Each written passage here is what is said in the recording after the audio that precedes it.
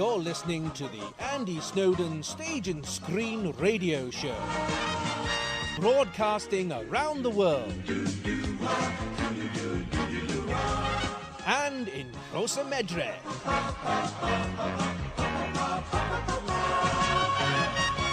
Calon FM on 105 FM. Your community, your music. Yes, indeed, you're listening to the Stage and Screen Show with me, Andy Snowden, here until 3 p.m. this afternoon. And coming up, we have got our special guest of the day, and that is the Beautiful South's vocalist, Dave Hemingway. He's next.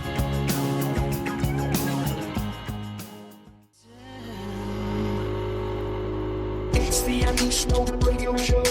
It's the Andy Snowden Radio Show. It's the Andy Snowden Radio Show. It's the Andy Snowden Radio Show. You're listening to the Stage and Screen Show with me, Andy Snowden, here on 105 Calon FM in Wrexham Town. Here each and every Saturday from 12 until 3 p.m. And now it is time for our special guest of the day. And every now and again, I get the opportunity to interview someone who I've admired for a very, very long time. And today, I get to do that once again.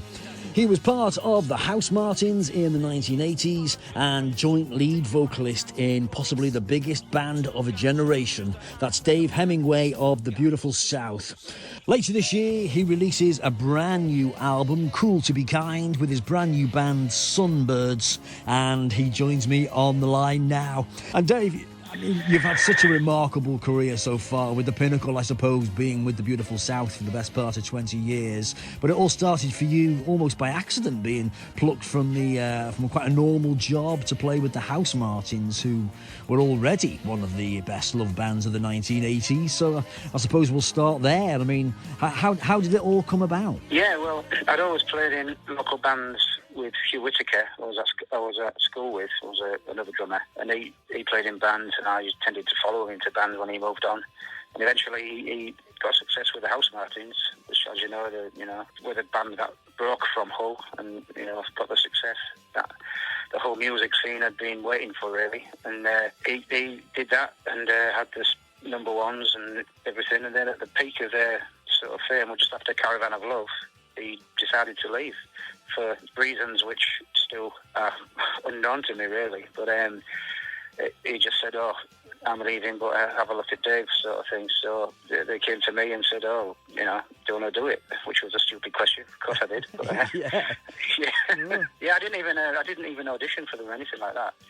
It was more about being, fitting into the band rather than how good you were musically. But obviously it had to be decent enough. But no, I didn't even audition. It was just purely on Hugh Whittaker giving me the nod, really, which I'm totally grateful for, of course.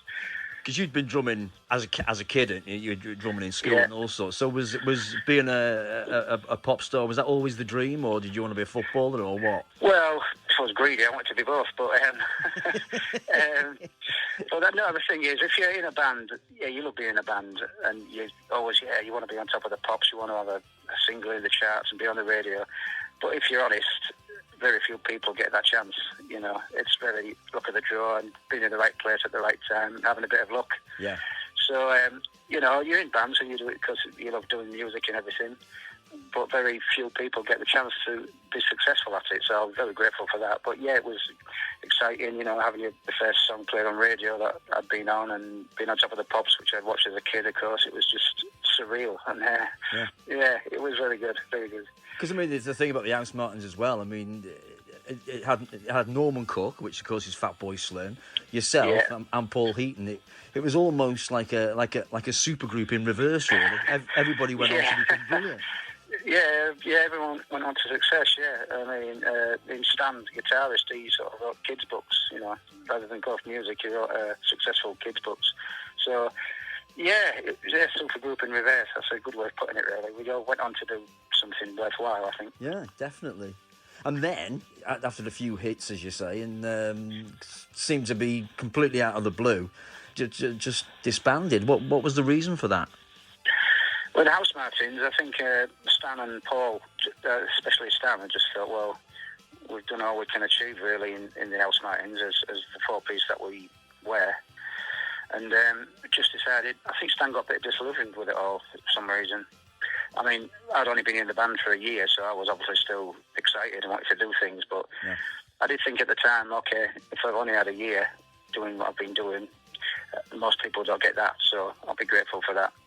So when the band folded, I just thought, well, okay, that's it. I've had my year in the sun sort of thing, and so be it. You know, I just felt fortunate for that. But as you know, things turn out differently. So yeah, definitely, because you get a call. Well, like a few months later, I suppose, from Paul Heaton. Is he forming the Beautiful South at this point, or is he getting together with you? How does it work to get that together?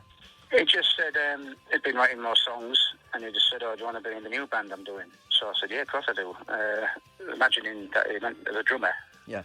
But he said, "No, I just want you to out front and sing." So that's what happened. So it was his choice, really, not me, to come off the drums. And then originally there was just the 5 of us, but then we got obviously Brainer involved, girl singer, and since then we are sort of concentrated on 3 vocalists. So it's a bit of a change of lineup from the way the Housemartins worked. So yeah.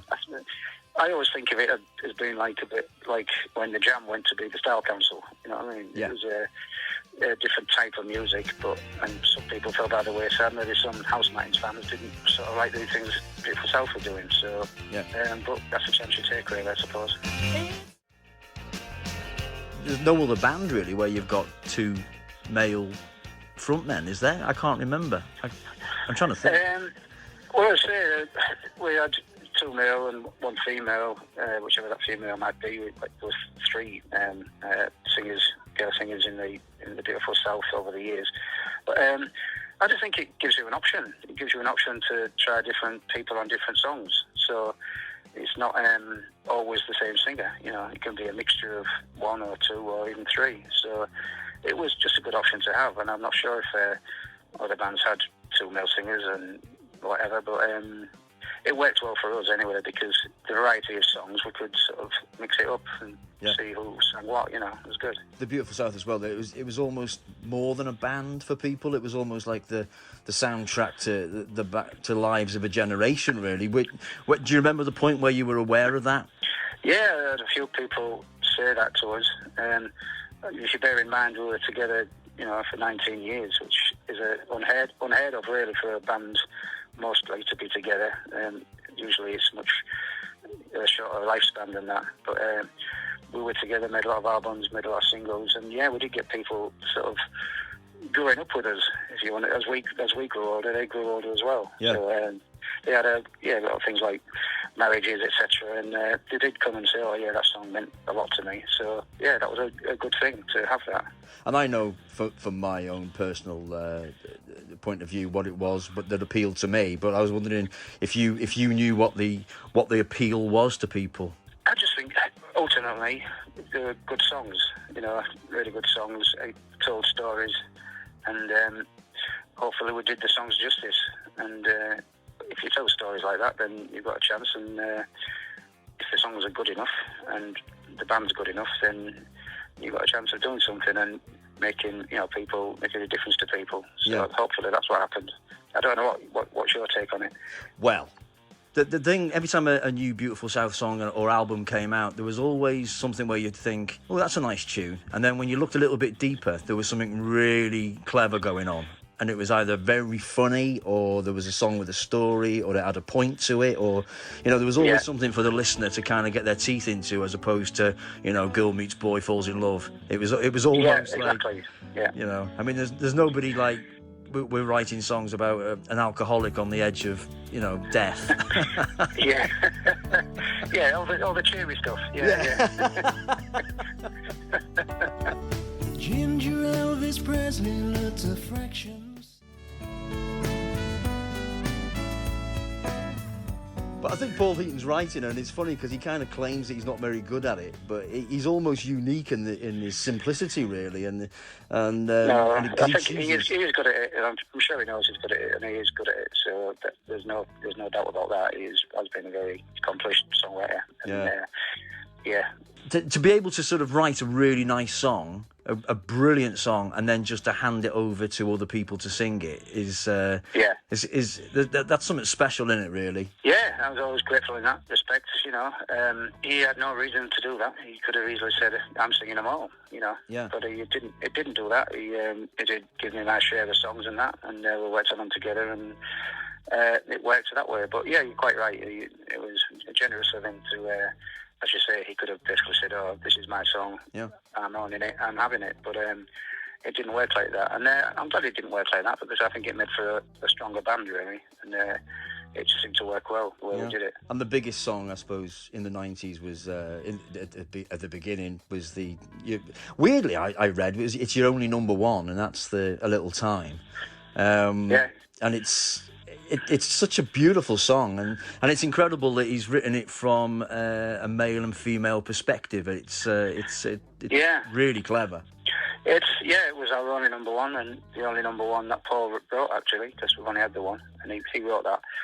So, him and Dave Rotherley, obviously. But, you might have thought, generous again to give that song away to me to do it. So, no need to do that, but I'm grateful that he did, and it was, like, as you say, our only number one. So, the fond memories of that, great memories of that time as well. I need a little time.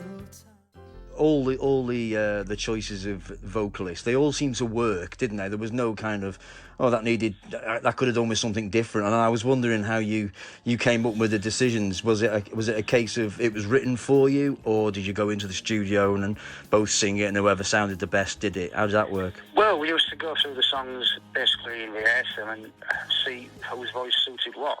Obviously, Paul could have said, "I'm singing everything," but certain songs, thought, "Oh, well, maybe I could try that," and maybe the female vocalist could try that. We just tried different things out, and we tried to pick the best format that worked for the particular song. And generally, I think we managed to do that. So it was a good way to work, and it's the way that we worked things out.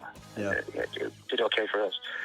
And also as well, and this is something that I find absolutely gobsmacking, that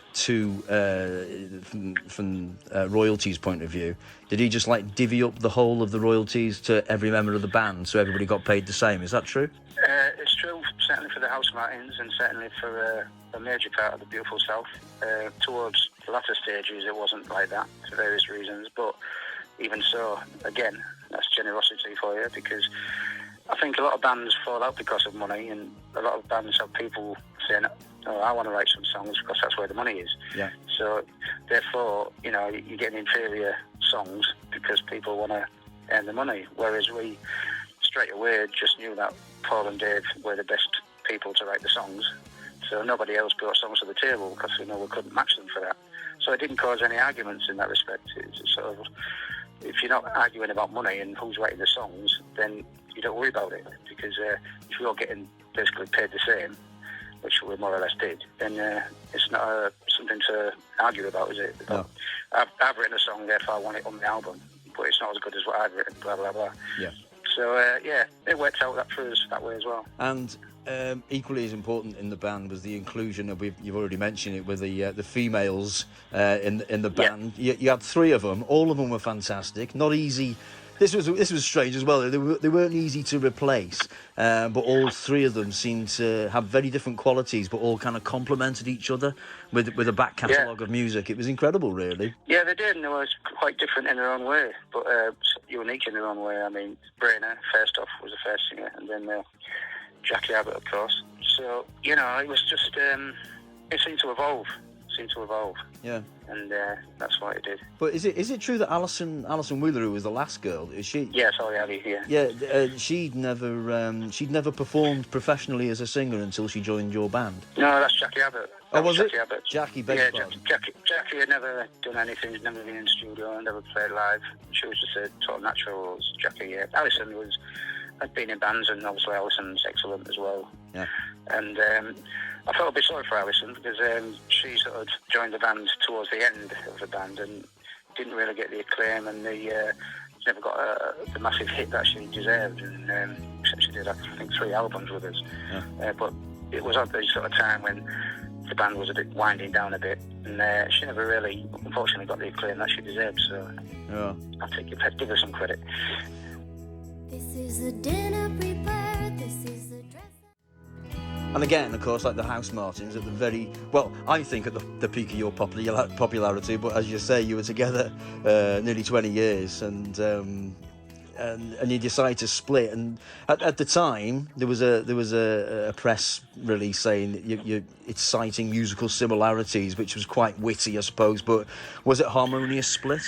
Yeah, it was basically Paul just wanted to do other things. I mean, that was just a glib way to say to the press, musical similarities, but that was just something to say, really. But the truth of it was Paul just wanted to work in a different format and wanted to do some solo stuff, which was perfectly fine. So, yeah, it was all very amicable. I think after 20 years together, it's better that you don't just all go off in a huff and start arguing and stuff. Because we never argued much when we were together, so I didn't see a point in us arguing when we split. Yeah, and obviously the appetite for the Beautiful South music is still huge to this day. And you continued with Alison for a while, didn't you, with the South? That's right, yeah. And I mean, when you're gigging with the South, I mean, the huge amount of kids coming then, and then grandparents and parents. I mean, it must be lovely to look out into a crowd to see so many different generations coming to enjoy your music. Yeah, there is. It's some of the kids I feel sorry for them. It's like the parents have forced them to listen to Beautiful South, in the back of a car on the way to Rill or something. You know what I mean? Yeah. You'll be listening to this, so they've got no choice but to be force-fed the band. But so yeah, we did that. I mean, part of the thing about Sunbirds is the fact I'd sort of grown a bit tired of doing the older songs, and I just wanted to see if I could still make some new songs and still sort of cut it, and sort of took a couple of years off, and then got together with Phil, who was the guitarist in the band, who was writing a batch of songs, and got together with another girl, Laura, on violin and vocals, and Mark on drums, and formed Sunbirds, and that's what we're doing now, trying to get some new songs out there, and hopefully people will give them a listen. Well, I was having a listen to the album earlier. It's a terrific bit of work, but you're quite famous actually for suffering with stage fright, aren't you? And you did some huge gigs in your time, like Glastonbury and stadiums. And I mean, how do you override stage fright? I don't know what you do. I do suffer from it, and it seems to have got worse as I've got older, really. I mean, it never used to bother me as much, but how do you override it? I don't know, you just got to get through it, really. You just got to try and do your best and not let it affect you. But I'm sure I'm not the only one that suffers from stage fright. I mean, other people do, but it is pretty scary being out front, but I think you've got to try and enjoy it as well, otherwise what's the point? Yeah. So there's gigs that I'm hoping to do eventually with Sunbirds when all the lockdown ends. I'm going to go out there and try and enjoy them and play the new songs, and I want people to enjoy the new songs as well. So that's so you can't just be scared all the time. It's just self-defeating, really. Well, I was going to actually ask you about that because I'd read that you'd hung up your gigging shoes. Right. So if you're putting a brand new album out, you almost do. I mean, I'm asking you, do you have to tour the album or? No, you don't. I don't have to. We don't have to do anything really, but I want to. It's like the years I've had off. I've sort of recharged my batteries in that respect. Yeah. And I had sort of grown weary of it, and it just wasn't as good for me as it had been. But now I feel up for it. I'm excited about it. I want to do the gigs with the band. I want to show what we can do, and so it's a bit of a new lease of life. Even at my age, I'm thinking, it's exciting because when you're starting a new band, it is exciting, no matter what age you are or what sort of time of life. And if you pass your sell-by date, which I don't think we are, it's exciting. So I want to go out there and do it and play the live gigs. I've got a bit of the thirst back to do it again. Well, Dave, it's been an absolute treat to speak to you this afternoon. Thanks ever so much for that. I really appreciate it. No problem. The brand new album, it's out in October, isn't it? It is, but there's Cool to Be Kind. There's a website, sunbirds.co.uk. People can get to it to listen to it before then, if they want to have a listen to some tracks and that, and get the album. Real. So if you go to the website, it's out officially 30th of October, I believe. So fantastic. Well, I can't wait to come and see you on the road. And if presumably you'll be coming somewhere near Wrexham, you came Absolutely.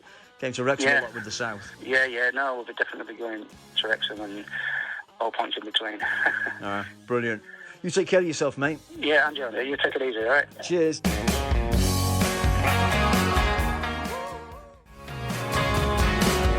Meet You on the North Side. That's the first track from the brand new album Cool to Be Kind from the brand new band Sunbirds, headed by Dave Hemingway from the beautiful South. And to get a taster of what that album's all about, pop over to sunbirds.co.uk and you can get a little taster, or indeed the album, as Dave says, will be released on October the 30th. That's Cool to Be Kind. Cool to Be Kind. Dave Hemingway on the Stage and Screen Show. Not sure it gets much better than that.